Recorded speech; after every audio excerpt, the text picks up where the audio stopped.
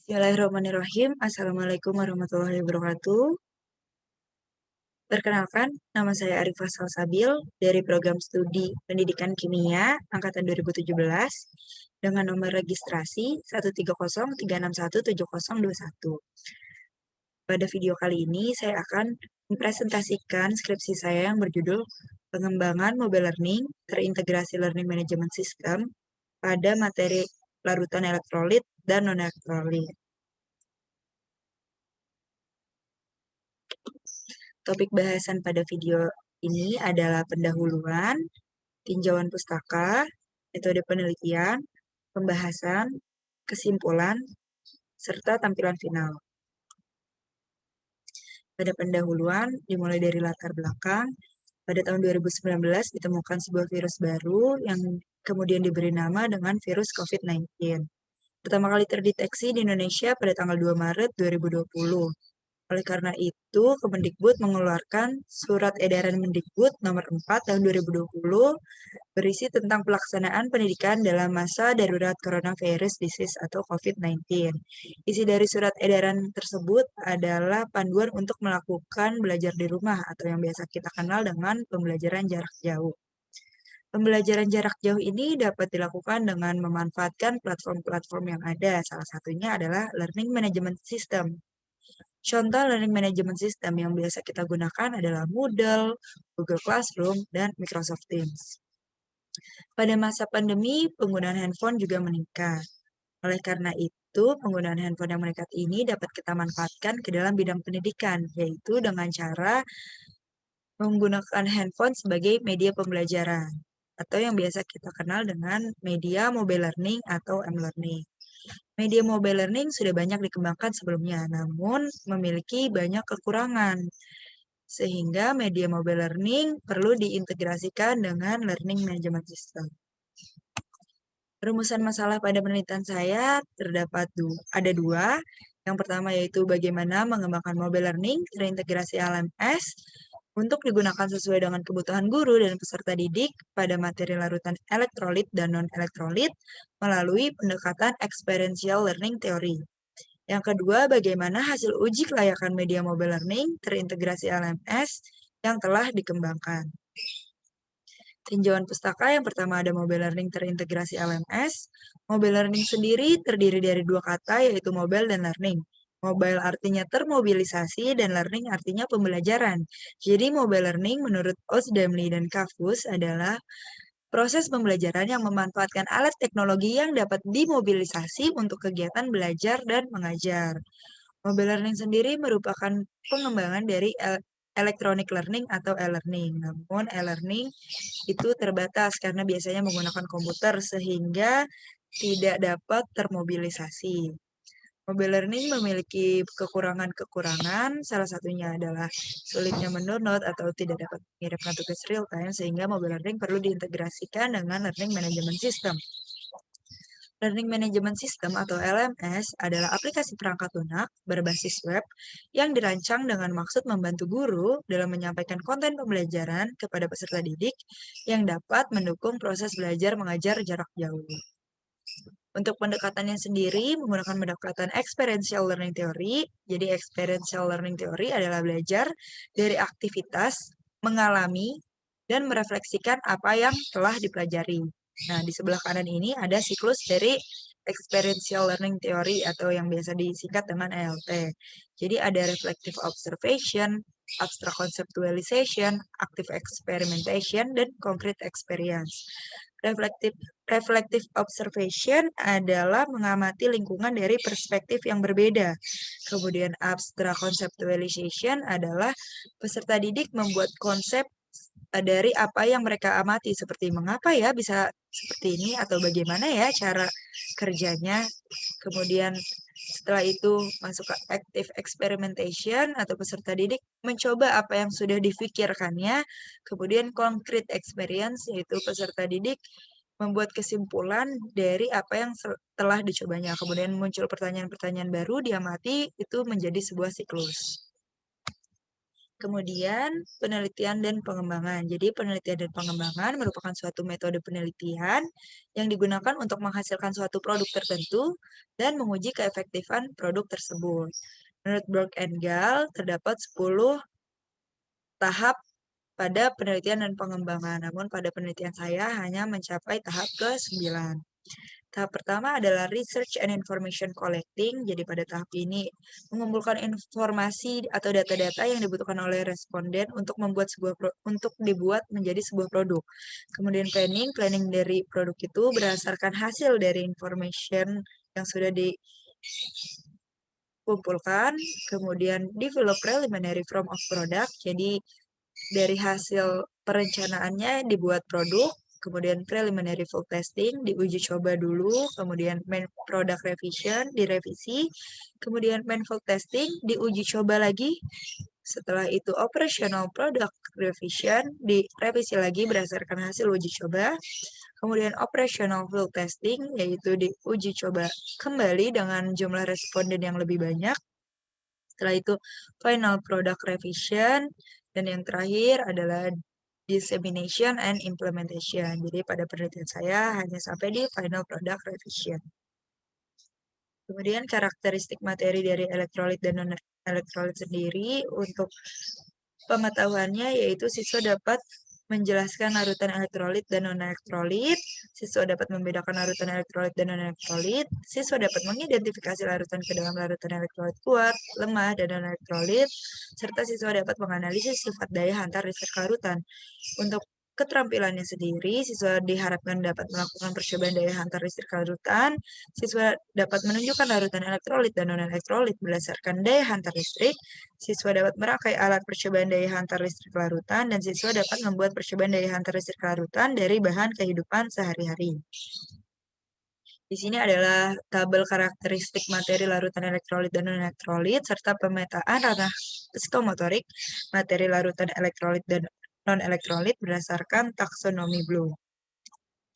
Metode penelitiannya, jadi tujuan dari penelitian saya adalah mengembangkan hasil rancangan media mobile learning terintegrasi LMS yang dibuat, kemudian menguji kelayakan media mobile learning terintegrasi LMS pada materi larutan elektrolit dan non-elektrolit dengan pendekatan LT. Tempatnya di SMA Negeri 3 Kota Bekasi dan SMA Negeri 11 Jakarta pada Oktober 2020 sampai Mei 2021. Skema dari penelitian saya dimulai dari studi pendahuluan, yaitu mengidentifikasi masalah dan mengumpulkan informasi, dilakukan dengan menyebar kuesioner analisis kebutuhan, kemudian mengidentifikasi kebutuhan dalam pembuatan media berdasarkan dari kuesioner analisis kebutuhan yang telah disebar.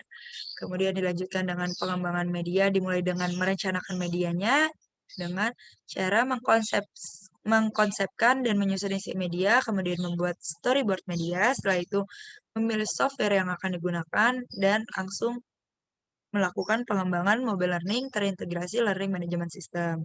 Setelah produk terbuat, dilakukan uji coba. Yang pertama uji validasi media oleh ahli media serta ahli materi dan bahasa. Jika belum layak direvisi, jika sudah layak dilanjutkan ke uji coba media skala kecil. Pada uji coba media skala kecil dilakukan oleh peserta didik dan guru. Jika belum layak direvisi, jika sudah layak dilanjutkan ke uji coba media skala besar. Kemudian dilakukan juga oleh peserta didik dan guru. Jika belum layak direvisi lagi, jika sudah layak, jadi produk akhir mobile learning terintegrasi LMS pada materi larutan elektrolit dan non-elektrolit. Teknik pengumpulan data yang digunakan adalah kuesioner atau angket. Dalam penelitian ini terdapat 3 kuesioner, yaitu yang pertama, kuesioner analisis kebutuhan peserta didik dan guru. Yang kedua, kuesioner uji kelayakan media untuk pakar materi dan bahasa, serta pakar media. Dan yang ketiga adalah kuesioner uji coba lapangan skala kecil dan skala besar. Teknik analisis data yang digunakan adalah skala Likert dan uji Hoyt. Untuk skala Likert itu menggunakan 4 bobot, 1-4, dimulai 1 itu sangat tidak setuju, sampai 4 itu sangat setuju. Untuk rumus persentase skornya, yaitu jumlah skor yang diperoleh per skor maksimum kali 100%. Kemudian uji Hoyt itu untuk mengukur uji reliabilitas. Jadi menggunakan rumus R sama dengan RJKB min RJKE per RJKB. Pembahasannya dimulai dari analisis kebutuhan peserta didik dan guru. Ini dilakukan dengan subjek 3 orang guru dan 67 peserta didik. 100% guru menyatakan materi elektrolit dan non-elektrolit merupakan materi yang mudah dipahami. Sedangkan 76,1% peserta didik menyatakan bahwa materi larutan elektrolit dan non-elektrolit adalah materi yang sulit dipahami. Ini sangat berbanding terbalik. Jadi menurut peserta didik, materi ini sulit dipahami karena banyaknya hafalan, banyaknya materi, belum banyak media yang bantu, serta banyaknya catatan. Menurut 61,2% peserta didik menyarankan untuk mengatasinya dapat memanfaatkan handphone sebagai sumber belajar. Jadi, peserta didik dan guru menyetujui dilakukannya pengembangan mobile learning terintegrasi LMS pada materi larutan elektrolit dan non-elektrolit. Guru sebesar 100% dan peserta didik sebesar 97%. Untuk isi dari mobile learning sendiri, terdapat tulisan, terdapat gambar, terdapat suara, terdapat animasi, dan untuk menu-menunya sendiri ada materi, video pembelajaran, video praktikum, latihan soal, permainan edukasi, dan forum diskusi. Setelah dilakukan analisis kebutuhan, dibuat mobile learning terintegrasi LMS. Ini model tampilan draft pertama, jadi ini tampilan awal sebelum memasuki aplikasi, ada langkah-langkah yang mengikuti siklus ELT-nya sendiri, ada 4 siklus, tidak saya screenshot semuanya. Kemudian ini adalah halaman utama, ini halaman petunjuk, jadi jika diklik petunjuk, masuk ke halaman ini, kemudian ini halaman tentang, ini adalah halaman awal, jadi jika diklik mulai pada halaman utama akan masuk ke halaman ini. Ini adalah halaman materi, pada jenis-jenis itu dapat diklik elektrolit kuat, elektrolit lemah, dan non-elektrolitnya, sehingga terdapat penjelasan di dalamnya. Kemudian ini halaman video, pada halaman video itu nge-link ke YouTube. Karena jika dimasukkan ke dalam aplikasi mobile learning-nya, dikhawatirkan memakan memori yang cukup besar. Ini adalah halaman kuis, jadi di kuis tersebut ada nilainya, ada pembahasannya juga.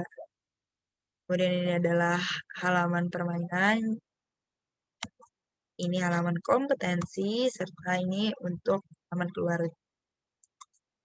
Kemudian ini adalah tampilan dari LMS, dapat diakses melalui komputer atau laptop, serta handphone dan tablet juga. Nah, LMS sendiri berisi buku panduan, kemudian mobile learning, terus ruang diskusi, dan RPP. Untuk uji kelayakan ahli media dilakukan oleh 3 orang validator. Terdapat 2 aspek, yaitu tampilan visual dan audio memperoleh skor 83,30% dan keterlaksanaan dan rekayasa perangkat lunak mendapatkan skor 85%. Ini adalah indikator-indikator untuk aspek-aspek tersebut. Secara keseluruhan mendapatkan 84,2% dan uji reliabilitasnya mendapatkan 0,79. Untuk uji kelayakan ahli bahasa dan materi dilakukan oleh 3 orang validator. Di sini ada 5 aspek.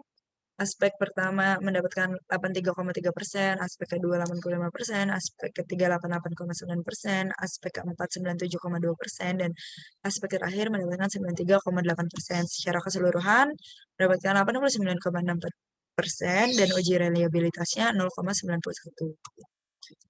Setelah itu dilakukan revisi dari hasil uji para ahli. Ini revisi yang pertama itu perubahan posisi tombol kompetensi dari yang paling bawah menjadi paling atas. Kemudian penambahan profil pembuat di halaman tentang. Kemudian penyeragaman template materi.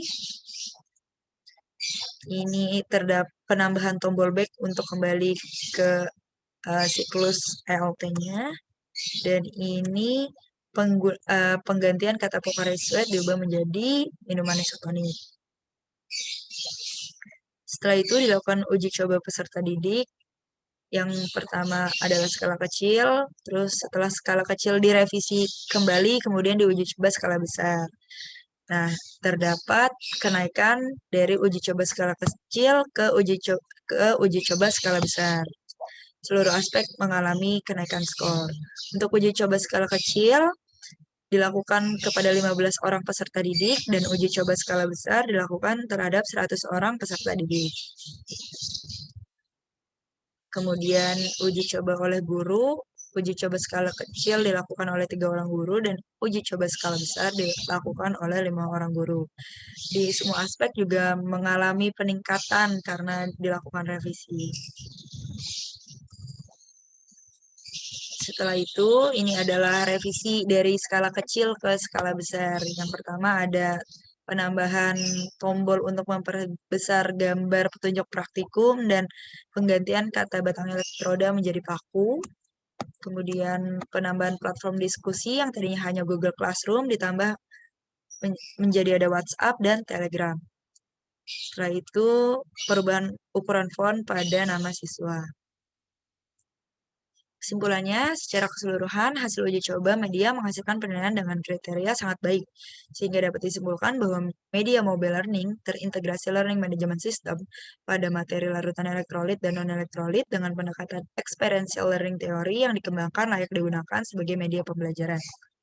Untuk tampilan final dari mobile learning dan LMS-nya sendiri, ini adalah halaman awal sebelum masuk. Kemudian ini halaman utama. Ada tombol mulai, petunjuk, tentang, ada tombol musik itu untuk menyalakan lagu, ada tombol exit, ada tombol back, kemudian ini halaman petunjuk, halaman tentang, ini halaman awal yang jika dipencet tombol mulai, ini adalah halaman kompetensi, halaman materi, halaman video, halaman kuis, halaman halaman permainan. Ini adalah tampilan dari LMS, tidak terdapat perubahan. Terima kasih telah memperhatikan presentasi saya. Kurang lebihnya mohon maaf. Wassalamualaikum warahmatullahi wabarakatuh.